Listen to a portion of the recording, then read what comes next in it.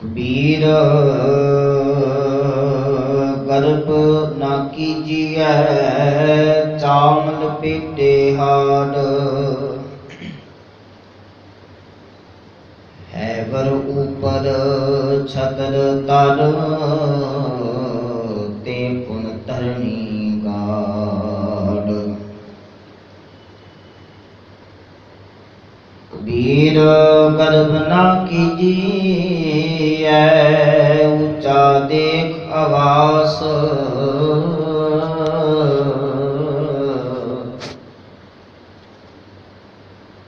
आज काल पोए लेटना ऊपर जा मैं कास।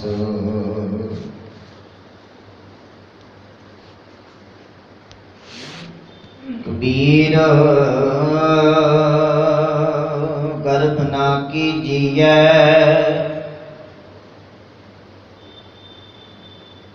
रंक न हसिए कोई, अजब सुनाओ समुद्र में है क्या जानो क्या होए। कबीर गर्भ ना कीजिए देहि देख सुरंग,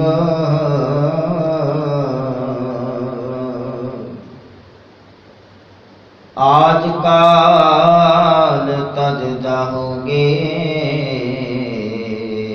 ज्यों कांचरी भयंग।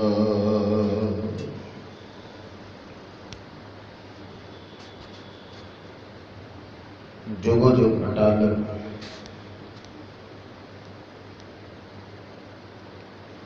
चबर छतर तख्ते मालक,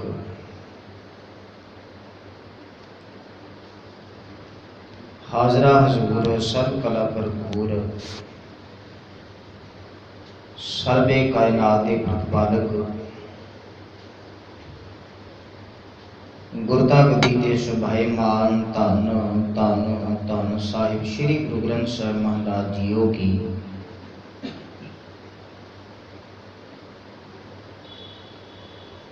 पावन पवित्र हजूरी अंदर बैठ करके शब्द कीर्तन का रस आनंद माणिया है। आओ शब्द की विचार अंदर मन बेतियां इकागर करते हुए गुरु बख्शी फतेह नाल सांझ पाओ। प्यार अदब सत्कार सहित आखो जी वाहिगुरू जी का खालसा वाहिगुरू जी की फतेह। भगत कबीर साहब जी के पावन श्लोकों की विचार रोजाना चल रही है।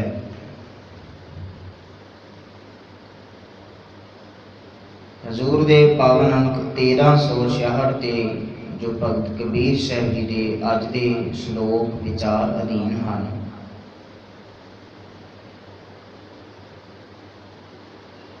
कबीर साहब जी ने बख्शिश की है, रहमत की है। ते कबीर साहब जी समझा रहे ने कि हे जीव मनुखा जीवन जे तेनू प्राप्त हो गया है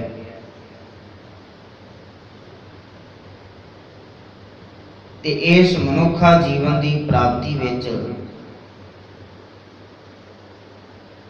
जे तेनू रबी बख्शे सदका कोई संसारी धन दौलत, कोई खजाना, कोई विद्या का खजाना प्राप्त होया है ते तेनू सदा मालिक का शुकराना करना चाहिए, धन्यवाद करना चाहिए। अपनी ये संसारी दुनियावी दौलत धन आदिक ताकत का अहंकार मान नहीं करना चाहिए, क्योंकि मनुखा जीवन का मिलिया हुआ समा बहुता लंबेरा भी नहीं है।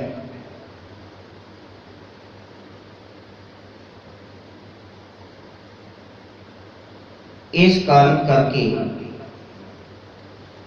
जदों तेरे शरीर दी ही पाया नहीं, शक्ति नहीं, ताकत नहीं, तेरे हाथ विच नहीं है, ते फिर तैनू अहंकार नहीं करना चाहिए। ये अहंकार अपने जीवन में लैके नहीं आना चाहिए। तो कबीर साहब जी अपने श्लोकों में समझा रहे हैं। अज दे इस विचार का पहला श्लोक है, कबीर साहब जी आख रहे ने, कबीर गर्भ ना कीजिए चाम लपेटे हाड़। कह लगे अहंकार नहीं करना चाहिए इस शरीर का जिहड़ा कि हड्डियां दी मुठ है ते चम उत्ते लपेटिया होया है।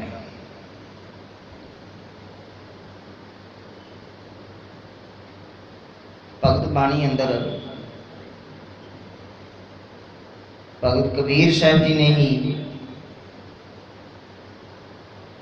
इस गल नूं दर्शाया कि शरीर की समर्था की है, शरीर की हालत की है।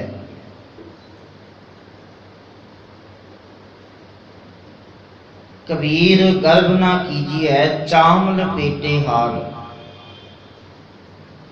ये शरीर हड्डियां का ढांचा है, हड्डियां की मुठ है, ते जिहदे आले दुआले चम लपेटिया होया है, तैनूं इहदा अहंकार नहीं करना चाहिए।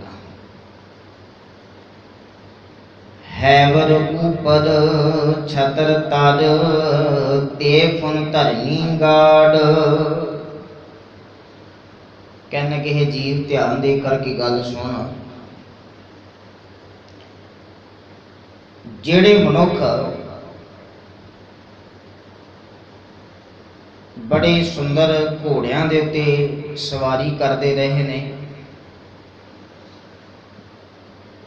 ते जिन्हां दे सिर उत्ते छतर झुलदा रहा है, छतर दे हेठां रहिंदे सन, ते फुन धरनी गाड़, वो भी धरती विच गड़ दिते गए, भाव खत्म हो गए। ते फिर तेरी ते पाया ही की है। तो तैनू अपनी इस शरीर का अहंकार नहीं करना चाहिए। फिर दूजा श्लोक है, उहदे विच फिर कबीर साहब जी ने सच्चाई बयान की है। कबीर गर्भ ना कीजिए ऊंचा देख आवास।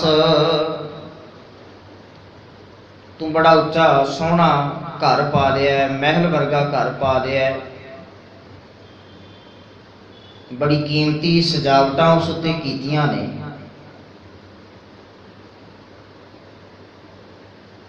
पर तैनूं इसका भी अहंकार नहीं करना चाहिए। कबीर गर्भ ना कीजिए ऊंचा देख आवास। ऊंचा महल देख करके, टिकाणा देख करके अहंकार विच नहीं आना चाहिए, क्योंकि आज काल भोए लेटना ऊपर जामै घास। अज नहीं ते कल तेनू जमीन ते सोना पवेगा। जमीन ते सोना कहने तो भाव जो मौत हो गई तो हेठां लुटा दिता जाएगा। ऊपर जामै घास, जमीन विच तेनू नप दिता जाएगा, ते थोड़ा समा पै करके तेरे उत्ते घाह उग पैना। इस करके गर्भ ना कीजिए ऊंचा देख आवास। ऊंचा महल नुमा घर वेख करके अहंकार विच नहीं आना चाहिए। सच्चाई ये है भी आज काल भोए लेटना ऊपर जामै घास।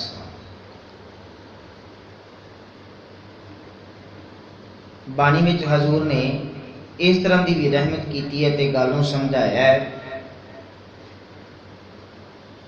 मनुख अपने जीवन के अंदर विचरदियां होया कह ली भी अपनी सहूलत वास्ते, अपने घर परिवार वास्ते कोई बड़ा सारा घर बनाता है, उहदे विच अपनी पसंद का फर्नीचर लिया के रखता है, अपनी पसंद का कमरा बना लैंदा है, अपनी मनपसंद की सेजा बनाउंदा है। बाणी विच हजूर ने जिक्र किया है कि मनुख भावें अपने रहन वास्ते किन्ना कोई वड्डा घर पा लवे, किन्ना कोई वड्डा घर बना लवे, पर जिस वक्त रात नूं इसने सौना है तो सौन वेले बिल्कुल अपने 3.5 हाथ इन्नी को जगह जिहड़ी है उहदे विच सौ जाता है।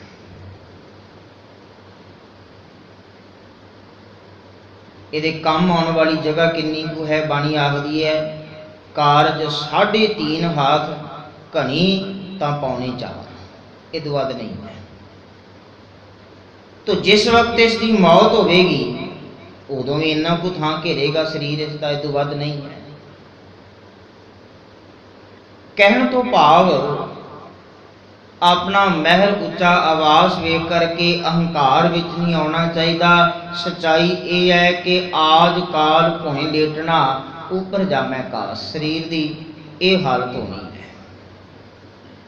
फिर अगले श्लोक विच होर गल समझा रहे ने, कबीर गर्भ ना कीजिए रंग ना हसीए कोए। कबीर साहब फिर यह भी गल आखते ने कि जे तेरे कोल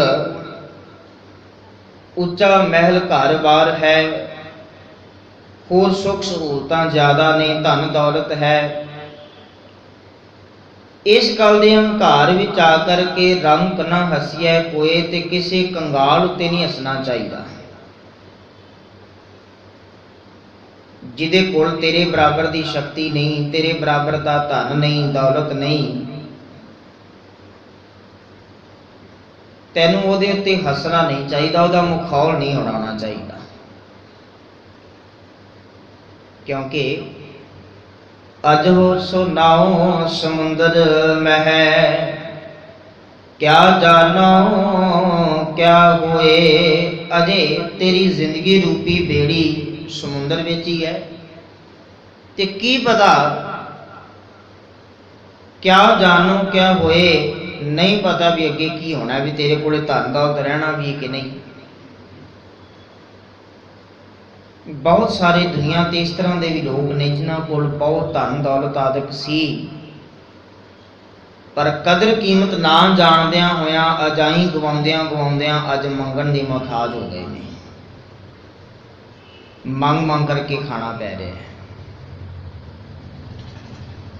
जिन्होंने सुचजे ढंग नाल माया वरतनी नहीं आई, उन्होंने ढेरां दे ढेर माया अपनी बर्बाद कर ली, ते अज मंगण दे मुहताज हो गए ने। कदी किस कोलों मंगते हैं, कदी किस कोलों मंगते हैं। इस करके कबीर साहब जी आखते ने, रंग ना हसीआ कोई, किसी कंगाल की हालत नूं वेख करके भी उहदे कोल धन दौलत आदि बहुता नहीं है, तो कपड़े को सोहने नहीं पाए हुए, हसना नहीं चाहिए, मखौल नहीं उड़ाना चाहिए। क्योंकि अजो सुनाओ समुंदर में, क्या जानो क्या हो। अपना अजे कुछ नहीं पता भी ये मनुखा जीवन जिन्ना चिर है भी सारे समय में धन दौलत रहेगी, ऐसा नहीं हो सकता। ये बारे पूर्ण तौर पर आख्या नहीं जा सकता। तो फिर कबीर साहब जी अज दे चौथे श्लोक विच इसे गल नूं होर चंगी तरह समझा रहे ने। कबीर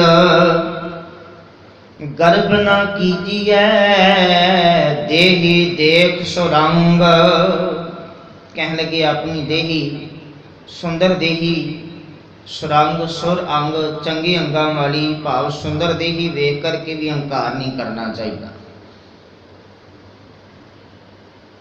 ये तो बिल्कुल इंज है, आज काल तज जाहोगे ज्यों कंचुरी भुयंग। कहने लगे देही तेवें छड़ के चलिया जाएगा जिमें सप अपनी कुंज उतार देता है।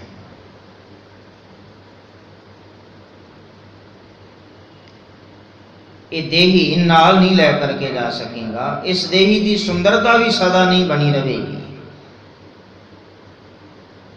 इस देही दे नाल जुड़े हुए अंग जिहड़े ने ये भी सदा शक्तिमान नहीं रहणगे।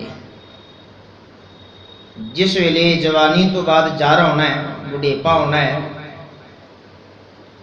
तेरी ये समर्था ये बिल्कुल कमज़ोर होंदी जाएगी। होवेगा कि भगत भीखन जी आखते ने, नैनों नीर बह तन कीना भय केस दुधवानी। अखां तो पानी वगन लग जाता है, शरीर सारे का सारा ही कमज़ोर होना शुरू हो जाता है।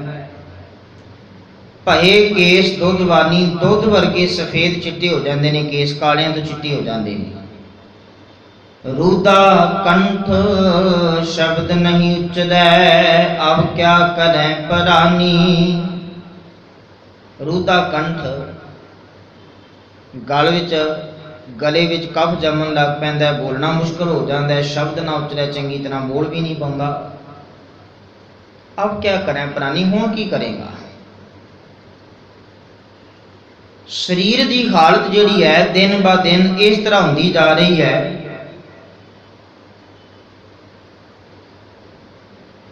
तैनू इसका अहंकार नहीं करना चाहिए। शरीरक सुंदरता भी सदा नहीं रहेगी।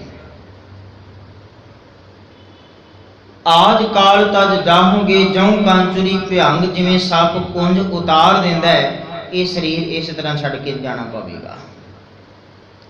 तो कबीर साहब जी ने अज दे इस पावन विचार अंदर जो 4 श्लोक बख्शिश कीते ने, चारां दे विच इसे गल नूं समझाया है कि अपने जीवन के अंदर अहंकार नहीं करना चाहिए। इस सुंदर देही का उच्चा महल घर बार आदि धन दौलत का अहंकार नहीं करना चाहिए, ते किसी कंगाल की उस दी हालत उत्ते हसना भी नहीं चाहिए, मखौल भी नहीं उड़ाना चाहिए। क्योंकि जे अपना जीवन जिहड़ा है वो इसे तरह का है भी अजो सो नाओ समुद्र में, क्या जाने क्या होया, अजे पता नहीं की होना है। अपनी बेड़ी अजे समुद्र दे विच है, ते की पता किस वेले उच्ची लहर आवे ते बेड़े नूं मुद्दा कर देवे। इस करके अहंकार विच ना आ, सदा सगों मालिक का शुकराना कर कि उन्हें बख्शिश करके रहमत करके ये मनुखा जीवन की दात तैनूं बख्शिश की है। तो कबीर साहब जी के अज के ना पावन श्लोकां विच जो जीवन जात भगत कबीर साहब जी बख्शिश करते हैं, शब्द नूं जीवन का आधार बनाइए। अहंकार किसी भी किस्म का, भावें विद्या का है, भावें किसी होर गुणा का है, भावें धन दौलत आदि का है, कोई भी अहंकार मालिक के घर में प्रवान नहीं पैंदा। जिन्हों हजूर बाणी में आखते हैं, हर जो अहंकार न भावे, अकाल पुरख वाहिगुरू मालिक नूं अपने घर में अहंकारी जीव चंगे नहीं लगते। तो अहंकार नूं छड्ड करके निरंकार की भगती विच अभेद होने वाले व्यक्ति जिहड़े ने उही अपना लोक सुखिया ते परलोक सुहेला बना लेंदे ने। समय की समाप्ति है, होइयां बेअंत भुलां दी खेमा। आखो जी वाहिगुरू जी का खालसा, वाहिगुरू जी की फतेह।